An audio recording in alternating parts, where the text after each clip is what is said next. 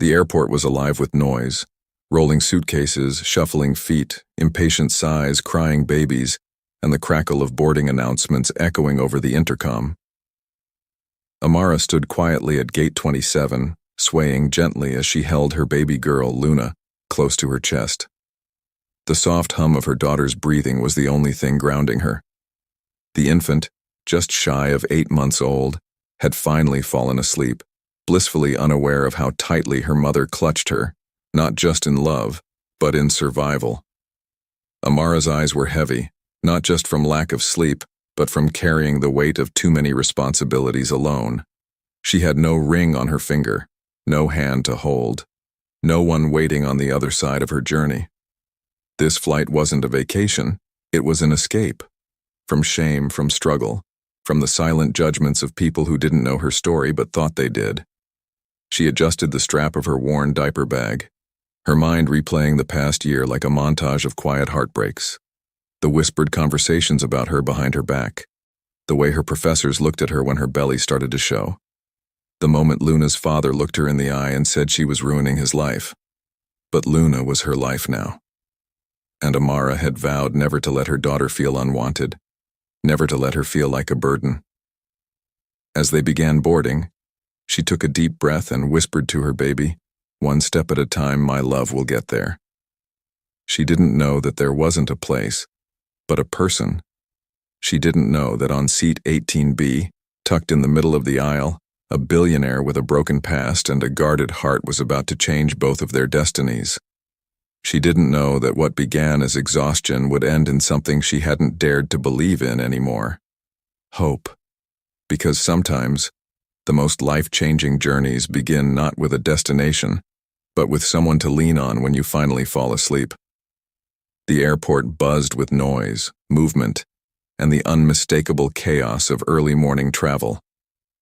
Amara Wilson clutched her daughter Luna tighter to her chest, gently rocking the 8-month-old as she adjusted the diaper bag sliding off her shoulder.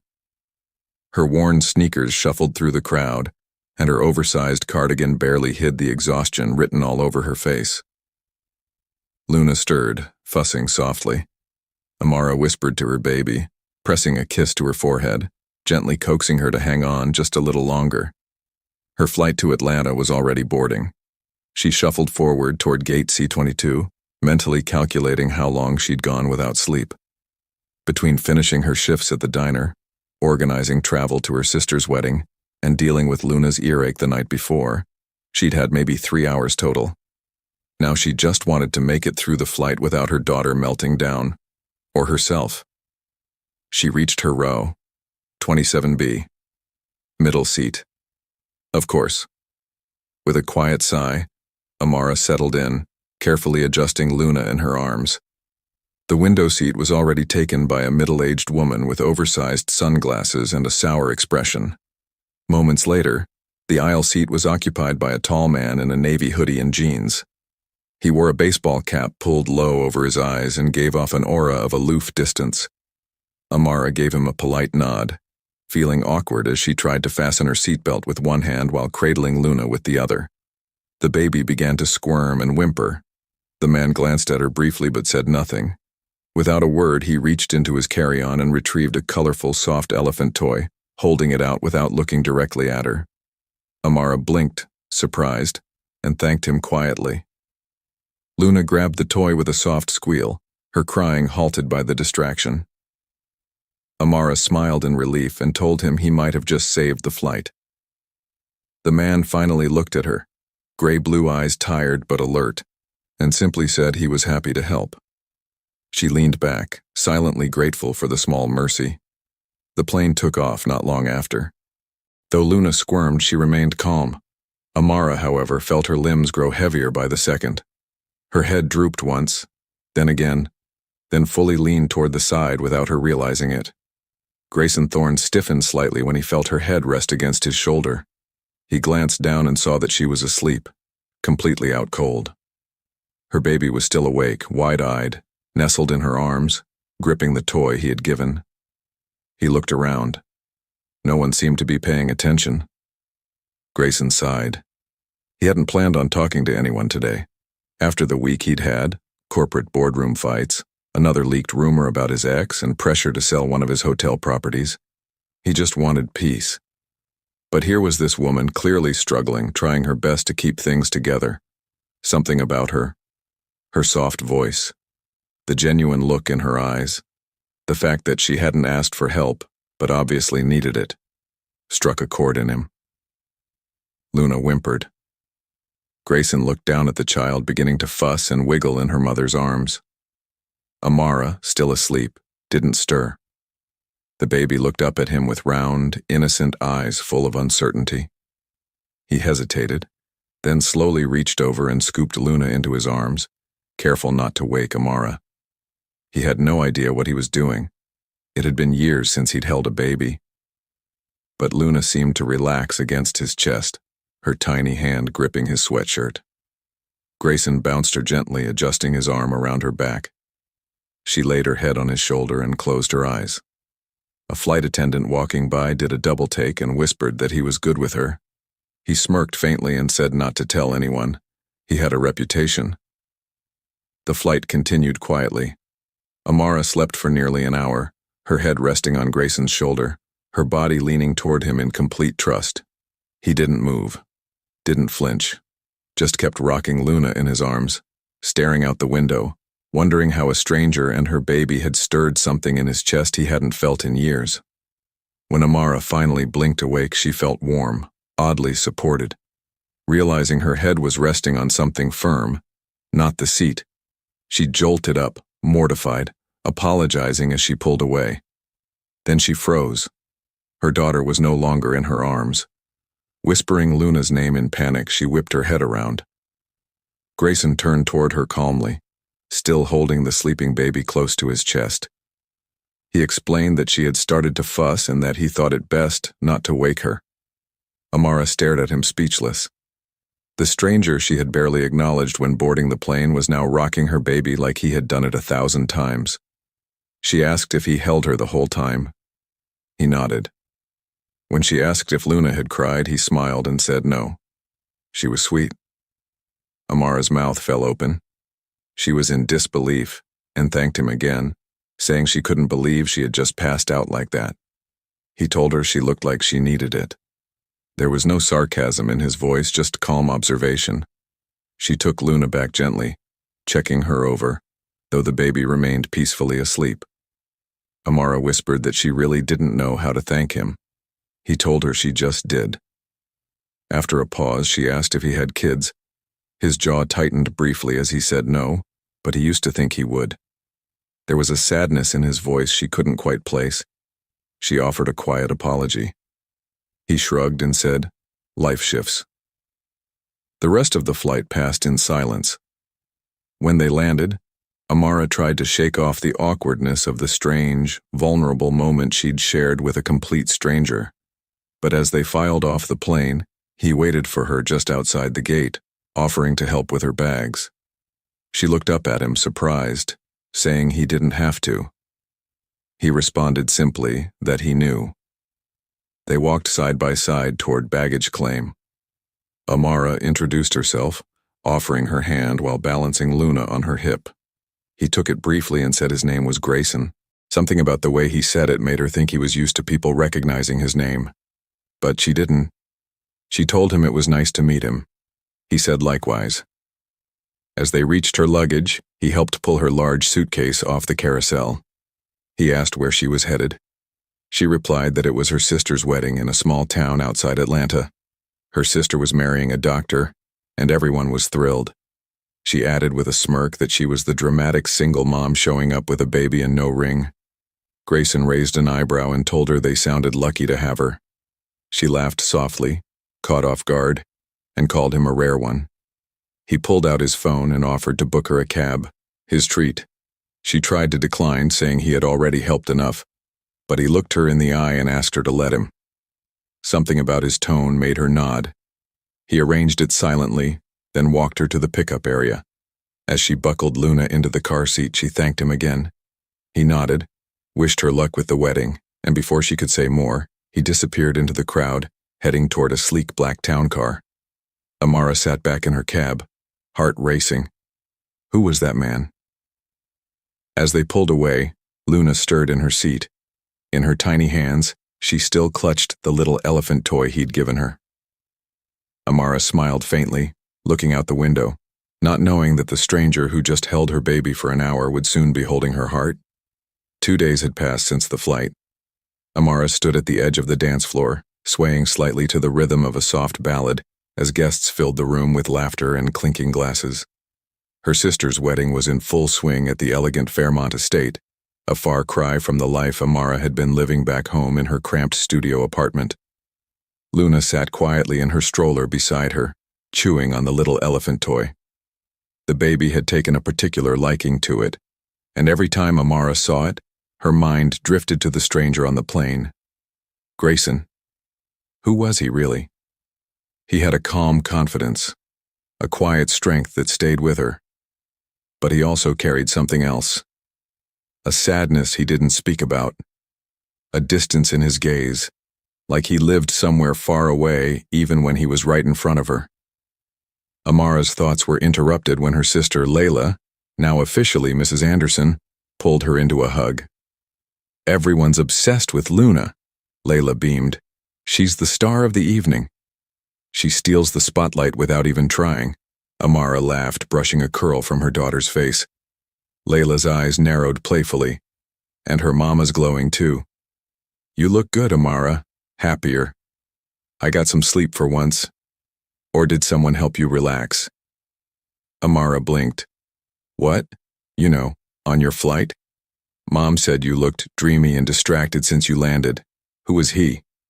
Amara smirked, rolling her eyes. There was a man in the seat next to me, helped with Luna, held her when I passed out. Ooh. Handsome? Ridiculously. But it wasn't like that. He was just kind. So did you get his number? No. I didn't even get a last name. He said his name was Grayson.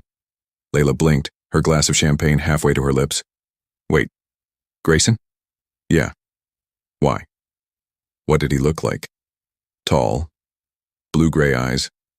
Baseball cap. Hoodie. Layla's eyes widened and she turned to her husband.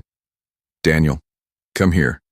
Babe, remember that story you told me yesterday about the CEO that ghosted the charity gala last week?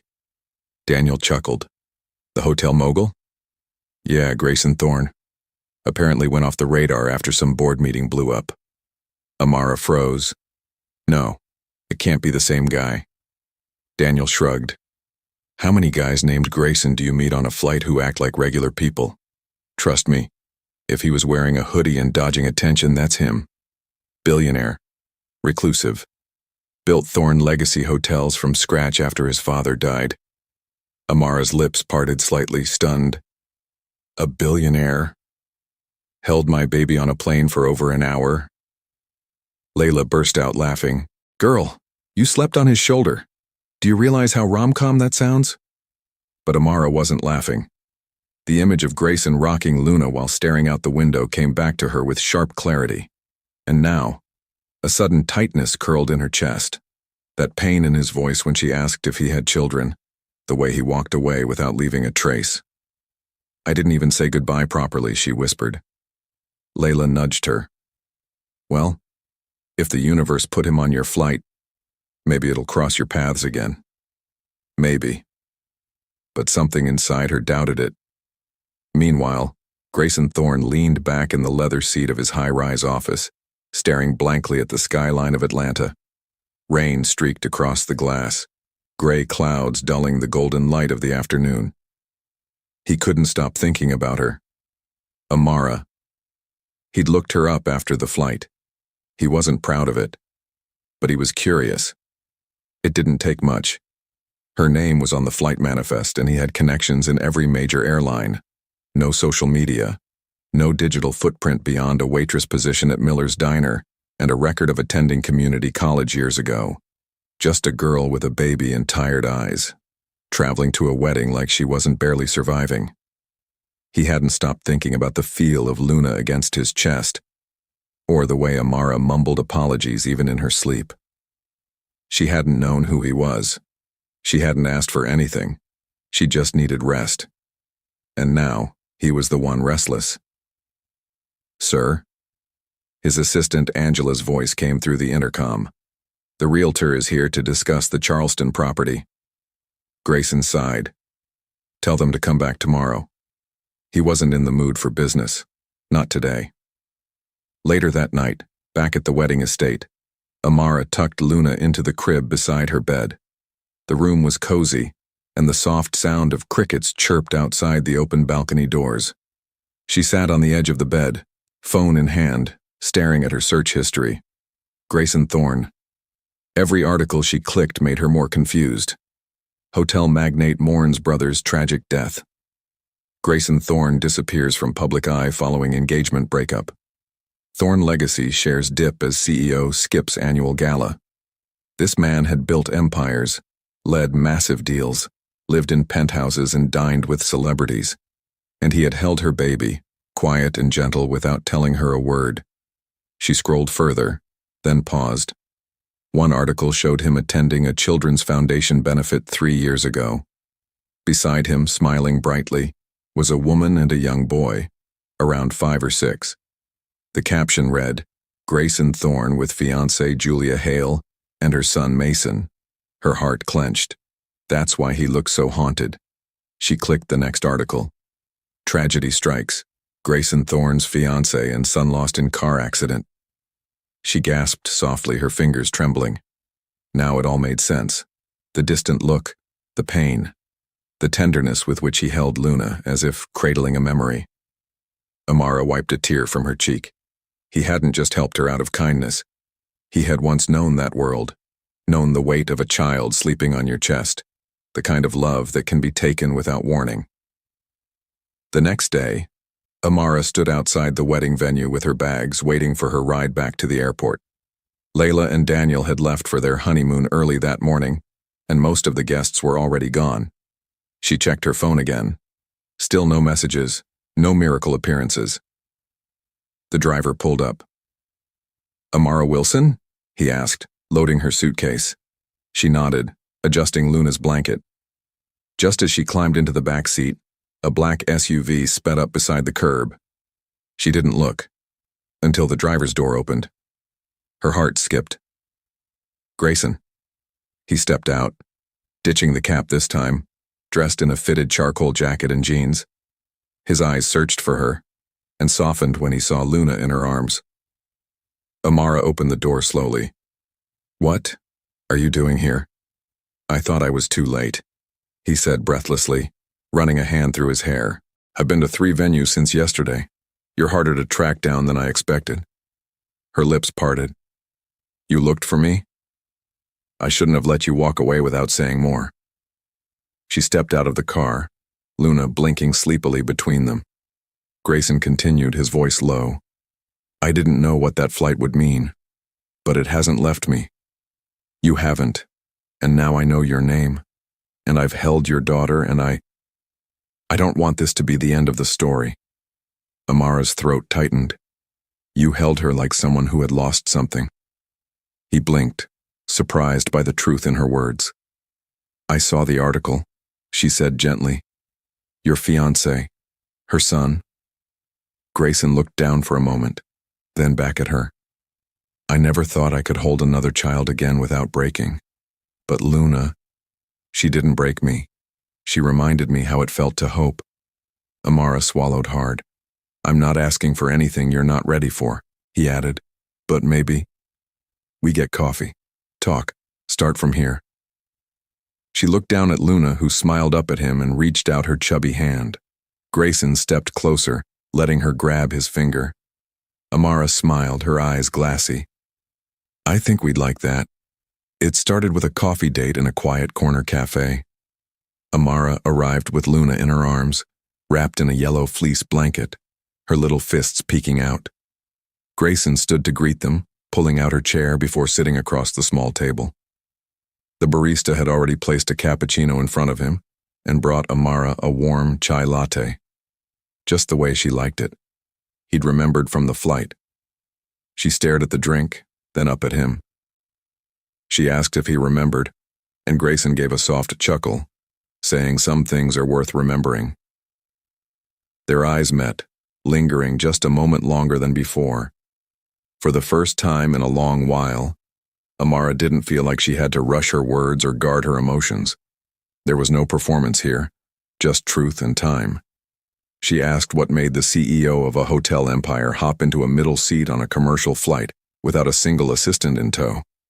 Grayson smiled, sipping his coffee, and told her he needed to disappear for a while.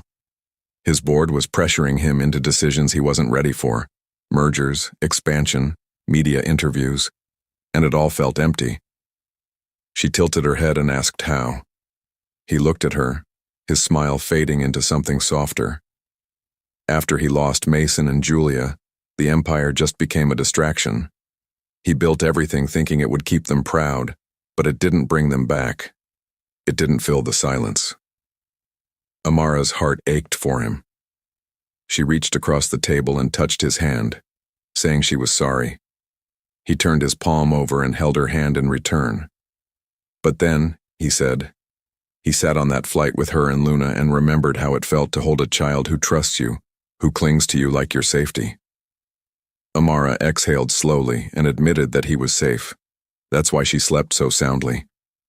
She hadn't done that in months. He nodded, acknowledging she had been through a lot. She shared how her child's father walked out when she said she was keeping the baby, accused her of ruining his career, and how she had to leave school and work 2 jobs just to get by.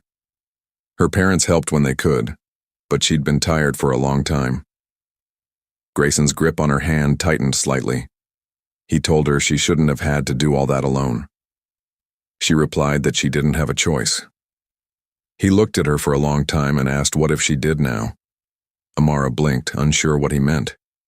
He clarified that he wasn't saying this out of pity or to throw money at her problems, but because he had the resources to help and wanted to, if she'd let him. She pulled her hand back slightly, hesitant, and said she didn't want to be someone he helped out of guilt or grief. Grayson assured her she wasn't. This wasn't about charity. This was about connection. She and Luna had brought something back into his life he thought was buried. He wanted to explore this, see where it went, and give her a chance to breathe again. Her walls were still partially up, but she didn't walk away. She nodded slowly and said she didn't know what this was yet, but she'd like to find out. Grayson smiled and said, then let's take it one day at a time. 1 month later, Amara stood on the balcony of the penthouse suite at the Thorn Legacy Hotel in downtown Atlanta. The sun was beginning to set, casting warm orange hues over the skyline. Inside, Luna giggled from her playmat, reaching for a mobile that spun above her. The past month had felt like a dream. Grayson hadn't just offered her help, he offered her space, dignity, and choices. He arranged for her to move into a fully furnished 2-bedroom apartment on the 18th floor of the hotel, close to him but still private. He insisted she enroll in a flexible program to finish her business degree, with full childcare support covered. But more than that, he showed up every single day. Morning walks with Luna in the stroller, breakfast together at the cafe downstairs, slow, laughter-filled evenings watching movies and eating takeout while Luna dozed in his arms. He never pressured, never rushed. He simply showed up. Now, as he walked through the sliding glass door onto the balcony with 2 mugs of hot cocoa, Amara looked at him with a softness she hadn't let herself feel in years. She teased him, saying he spoiled her. He replied that she deserved to be spoiled and brushed a strand of hair from her cheek. They sipped in silence for a while, until Luna squealed behind them, her latest favorite stuffed bunny caught in her grip. Grayson smiled, saying she was getting stronger. Amara laughed and agreed, saying she was also getting bossier. Just yesterday, Luna had slapped her hand away from her avocado toast. Grayson said she had taste. A quiet beat passed. Then he gently asked if she ever thought about what comes next. She looked at him and admitted that she did, a lot, but it still scared her, trusting someone again. He nodded, understanding, and said he wasn't going anywhere and wasn't rushing her. She said she knew, and that's what made her think maybe this was real. Grayson looked down into his mug, then back up at her. He said he wanted to ask something and didn't expect an answer right away. She agreed to listen. He reached into his coat pocket and pulled out a small, soft box. Not a ring, something else.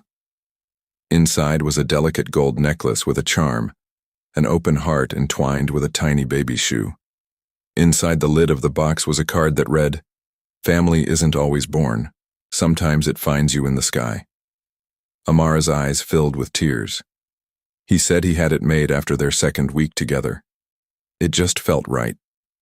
She took the necklace in trembling hands and thanked him, saying it was beautiful. Grayson stepped closer and said she and Luna had changed everything for him. He wasn't asking for forever right now, just to be part of her today. Amara looked up at him, the wind brushing through her hair, her baby giggling in the background. She said yes. She wanted him in there today. 6 months later, the Thorn Foundation held its annual charity gala in a massive ballroom, glittering with chandeliers and draped in white silk. Cameras flashed, reporters chattered, and VIPs sipped champagne beneath golden lights. But the star of the night wasn't the billionaire CEO. It was the smiling woman on his arm in a midnight blue satin gown, holding hands with a toddler in gold booties who couldn't stop clapping at the music. The media buzzed with curiosity. Headlines speculated, Grayson Thorn seen with mystery woman and baby daughter. New romance? New family? Grayson didn't comment.